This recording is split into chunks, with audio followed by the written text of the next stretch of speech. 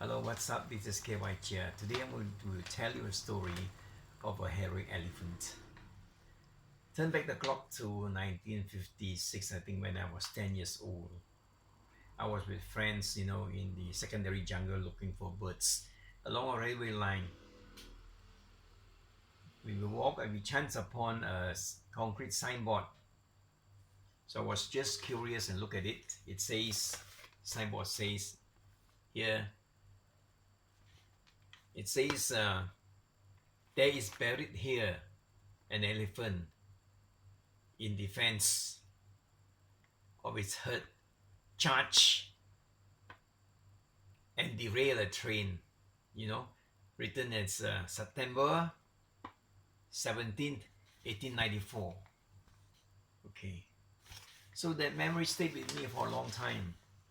So when I grew up, it lingered in my memory, so I restarted. So later on, I came to know that, uh, the elephant was killed on impact, on collision with a train. This is in defense of its herd.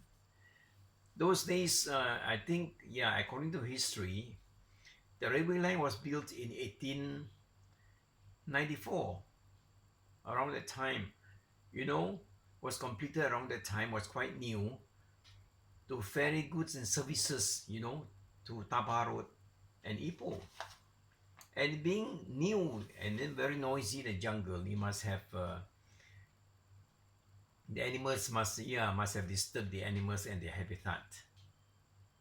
So that is a reason, probably because the elephant, in defiance and in defense, of its herd, charge. Maybe it thought was another animal. It was a daylight, I think. So it was killed on impact. The train was derailed, 3 coaches, and many were injured.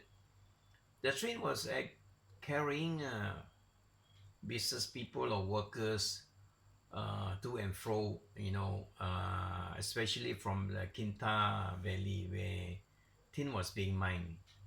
Yeah, tin was the industry at that time. And then Teluk Anson was also the distribution center for petrol and other agricultural produce. So it's quite a busy place, trains coming, and going. But when I went there, was almost, I think, well, I don't know whether it was used, but it's overgrown with grass. Anyway, that's the story. So the elephant died. So because of its bravery, the British thought it was a gallant deed indeed, and then they really built a concrete signboard, a placard in his memory. So it still stands in Kampung Bahagia, and not very far from my hometown, Teluk Intan. You will drop by, yeah. You can go to the kampung and see the signboard. It is still there. I think it's probably they have cleared the jungle, the railway line. I'm not sure the railway line is there or not, but the signboard is still there. And maybe in a kampung you just ask around in Kampung Bahagia, formerly Taman Melo, you will definitely find it. Take my word for it. So it's a beautiful story. And so anyway, it's because it's written, the placard is written such as it says, here it says the thing, the animal is buried here. So I just assume that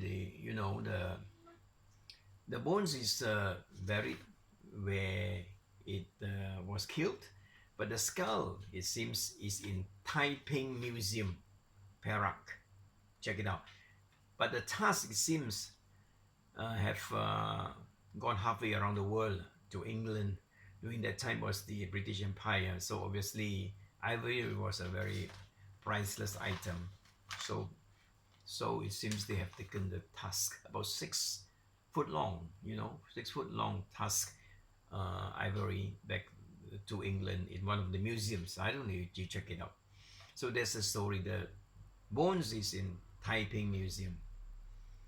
Yeah, and the skull, that is the skull. I don't think the rest of the bones is buried here because the placard says so. Or probably it was dug up and then, yeah, probably, and then sent to the museum. That I'm not sure. But anyway, it's a beautiful story.